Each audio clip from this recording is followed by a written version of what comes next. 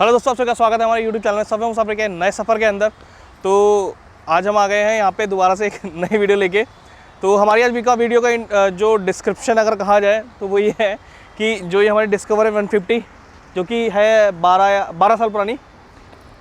तो हम इसको लद्दाख लेके गए थे, तो हमें इसमें क्या प्रॉब्लम आई, क्या दिक्कतें लगी, हम उसके बारे में आज बात करने वाले हैं। तब तक आप सिनेमैट का एंजॉय करो, हैं। सिनेमैट्स के बाद आपके साथ मिलते हैं।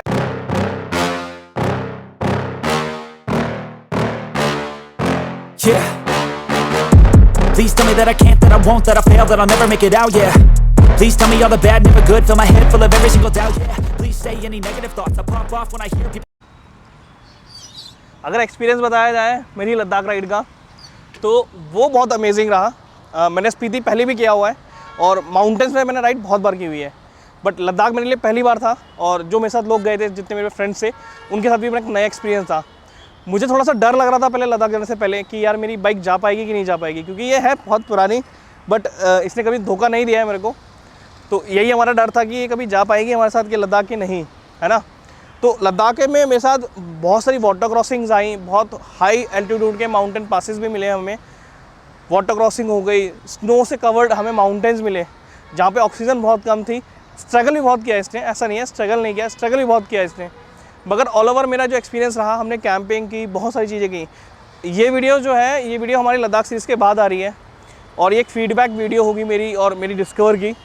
तो आपने लद्दाख सीरीज़ देख ली होगी, आपको आप भी इंजॉय कर रहे हैं, मुझे पता है इस चीज़ के बारे में।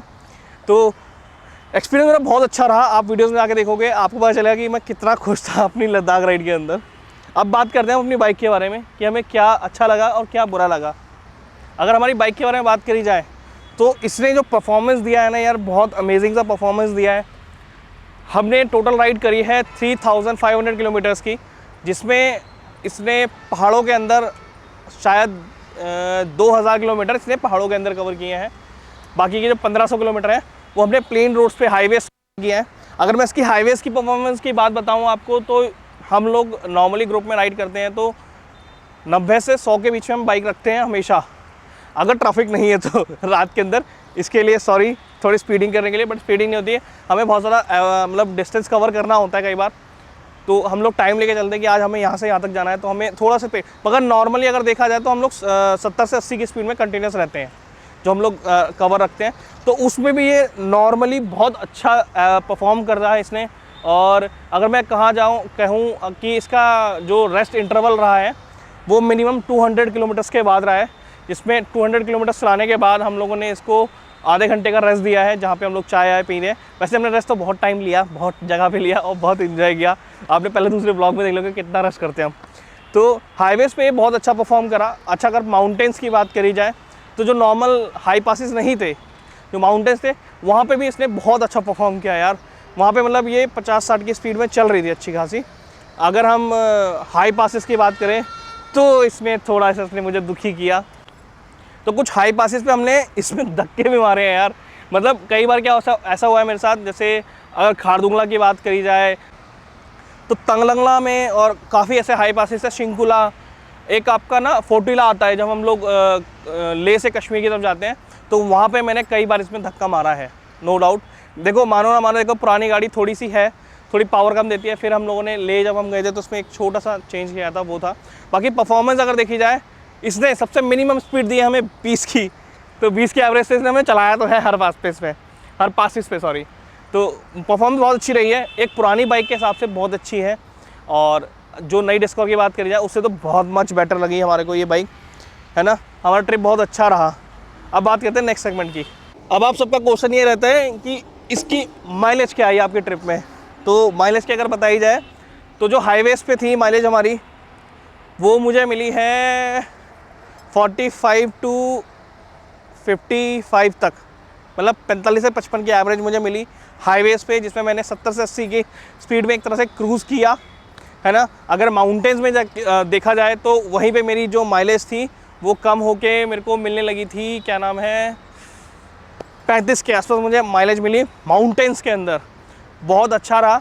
मोरे प्लेन्स में जब झांकी तो मोरे प्लेन्स में मैंने बहुत अच्छी बाइक भगाई भी, बट कुछ हाई पासेस पे इसकी एवरेज बहुत डाउन गई, जिसके चक्कर में मेरा ले पहुंचने से पहले ही पेट्रोल ख़त्म हो गया था, जो आपने मेरे लास्ट ब्लॉग्स में देख लिया होगा।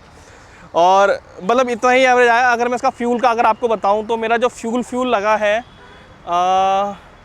मेरा फ्यूल लगा है 8500 के अप्रॉक्स इसका फ्यूल लगा था, है ना। बस इतना माइलेज था, समझ लो। आप हाईवे पे जा रहे हो, अगर ये बाइक लेके जाते हो, हाईवे पे जाते हो तो 45 से 55, और माउंटेन्स में आपको मिलेगी 35, और कुछ हाई पासेस में आपको 25 की भी मिल सकती है, वो कभी कह नहीं सकते हैं, है ना। तो ये माइलेज मिला हमें इस बाइक के ऊपर लद्दाख। अब हम आते हैं लगेज के ऊपर कि लगेज का जो हमने सेटअप लगाया था और ये चीज़ें लगाई थी, इसका परफॉर्मेंस रहा कैसा, है ना। तो ये बताना आपको बहुत ज़रूरी है, क्योंकि जब आप लद्दाख राइड करते हो तो लगेज बहुत बड़ी प्रॉब्लम बन सकती है राइडर्स के लिए। अगर आपका लगेज अच्छे से माउंट नहीं है तो आपकी बाइक गिर भी सकती है, और अगर लगेज माउंट अगर ढंग का नहीं लगा आपको तो आपको इतना स्ट्रगल आएगा ना कि आप परेशान हो जाओगे। इसी को करते करते आप इरिटेट हो जाओगे 15 दिन में। तो लगेज में मैंने जो बैग लिए थे, आपने हमारी पहली वीडियोस देखी होंगी जिसमें मैंने VVF के बैग लिए थे। हमारे कुणाल भाई हैं, उनकी जो कंपनी है VVF बैग, तो हमने वाले बैग लिए थे जो कि ईच साइड 30 kg का मतलब कैरिंग कैपेसिटी थी उसकी लीटर्स में। तो एक हमने यहाँ बैग डाला था, एक हमने बैग यहाँ डाला था, एक हमने यहाँ पे टेंट, सम शूज़ एक्स्ट्रा और कुछ कपड़े रखे थे एक बड़े से बैग के अंदर, और चेयर, स्लीपिंग बैग्स, बैटरीज, ये सब चीज़ें इस पर रखी थी। अगर मैं ग्रॉस मार्जिन ग्रॉस वेट बताऊँ अगर आपको मैं, तो 30 और 30 60 को हटा देते हैं, चलो 55 मान लेते हैं। 55 हमारा वेट ये हो गया, और 25 के आसपास इसका वेट था जो हमने ऊपर पे लोड डाला था, और 95 का आपका भाई है ही। तो सोचो कितना स्ट्रगल हुआ होगा इसको। तो ऐसा नहीं है, बहुत अच्छा परफॉर्म किया। मैंने आपको इसके बारे में पहले भी क्वालिटी का, बिल्ड क्वालिटी का बारे में बताया था आपको कि कितना अच्छा रहा है। अगर माउंटिंग की बात करी जाए कि मुझे कितना टाइम लगता था इसको माउंट करने में, जब हम लोग कभी, वैसे हमने कभी बैग उतारे नहीं, बहुत रेयर चांस हुआ कि हमने बैग उतारे हों, बट जो VVF बैग की बात करी जाए तो बहुत ईजिली माउंट होने वाले बैग हैं।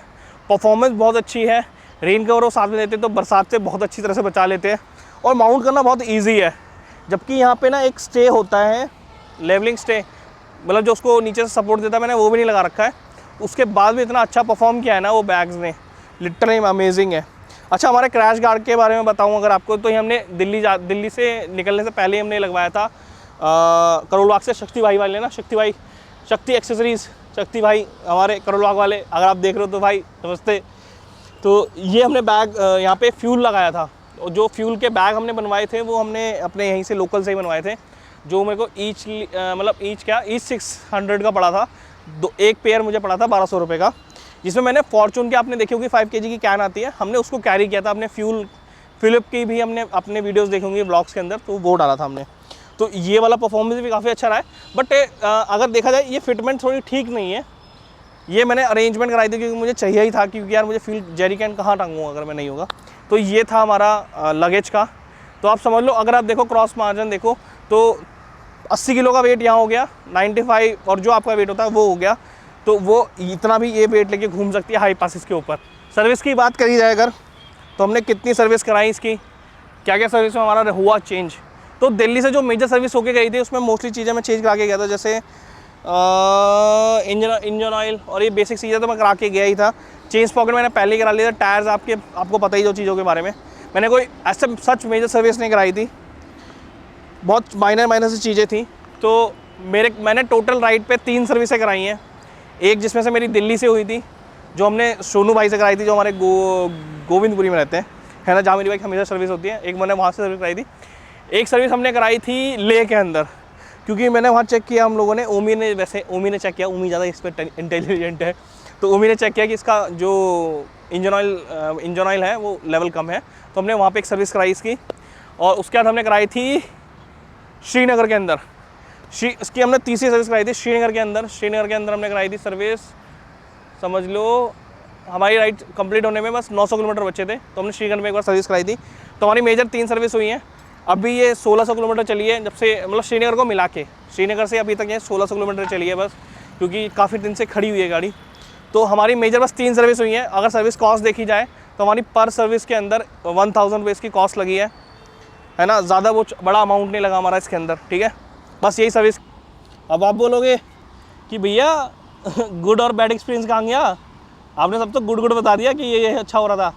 तो गुड और बैड एक्सपीरियंस, उठ जाओ यार मेरे साथ, उठो। तो गुड और बैड एक्सपीरियंस बताया जाए तो मैं पहले आपसे ये कहना चाहूँगा कि आपको अपनी बाइक के कुछ मेजर स्पेयर पार्ट रखने होंगे साथ में अपने। Clutch wire, brake oil. मेरा ब्रेक ऑयल ख़राब हो गया। मेरा ब्रेक ऑयल जो था वो किसी तरह से लीक हो गया और सारा ड्रेन हो गया था। पैंगोंग में मैंने JCB वाले भैया से लिया था, थैंक्स टू JCB वाले भैया, है ना। JCB वाले बड़ा काम आते हैं। और दूसरी बात ये है कि जब हम कैंपिंग कर रहे थे तो हमें थोड़े सा स्ट्रगल भी होते, बट बहुत ज़्यादा अच्छा हमारे साथ थोड़ा सा गुड हुआ हमेशा।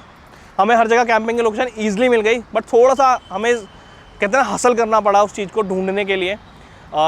और खाने का थोड़ा सा एक्सपीरियंस, आप ना नॉर्मली खाना खाएं पहाड़ों में। हमने 1-2 दिन मतलब अगर कहा जाए हमने एक दिन एग करी बनाई, थोड़ा हैवी खाना खाया जो हम दिल्ली में बेसिकली खाते हैं। तो उससे क्या हुआ, हमारे कुछ फेलो राइडर्स को तबीयत ख़राब हो गई। अच्छा, तीसरा मेजर चीज़ ये है कि जब आप पहाड़ों में जा रहे हो, माउंटेन सिकनेस होने का बहुत बड़ा रीज़न होता है, मतलब जब लोग खाना छोड़ देते हैं, पानी छोड़ देते हैं। तो हमारे ऐसी 2 फेलो राइडर्स ने जिन्होंने अपना क्या हुआ कि खाना भी छोड़ दिया था।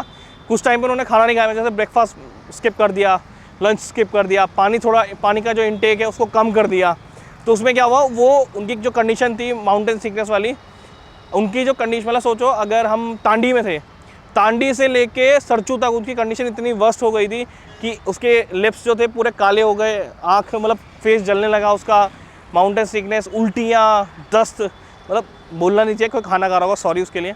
बट ये चीज़ होती है। अगर आप खाना प्रॉपर ले रहे हो, अपना इंटेक अच्छा सा ले रहे हो, पानी इंटेक सही से ले रहे हो, तो आपको ये सारी चीज़ें नहीं होंगी शायद। तो ये चीज़ आप बहुत ध्यान रखिए इस चीज़ का। और बैड एक्सपीरियंस मेरे साथ यही हुआ कि बस मेरा एक बार मेरी ब्रेक फेल हो गई थी, जिसमें मैं एक बार नीचे ही ट्रैक से चला गया था।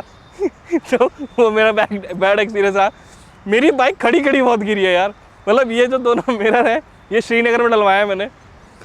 मतलब बाइक खड़ी हुई है, खड़ी बाइक गिरा देते थे लोग यार, मतलब गिराते नहीं थे, मतलब गिर जाती थी। तो ये एक्सपीरियंस रहा मेरा टूटा मोटा। बाकी अगर आपको मेरे एक्सपीरियंस के बारे में जानना है कि मेरा एक्सपीरियंस अच्छे हकीकत में रहा कैसा, तो आप मेरे जाके जो नए व्यूवर्स हैं वो जाके मेरे ब्लॉग्स देखो, लद्दाख सीरीज़ पढ़िए मेरी। थोड़ी सी कमी पे अच्छी होगी क्योंकि मेरे साथ कुछ मिस हैपनिंग भी हो गई थी, तो उसलिए सॉरी। बाकी यही था हमारी वीडियो में, आज की वीडियो में। तो अगर आपको ये वीडियो अच्छी लगी हो तो लाइक करना, शेयर करना और सब्सक्राइब करना बिल्कुल मत भूलना। लद्दाख 2.0 जल्दी आने वाला है और कुछ नई राइड्स जल्दी करने वाले हैं हम लोग, है ना, ठीक है।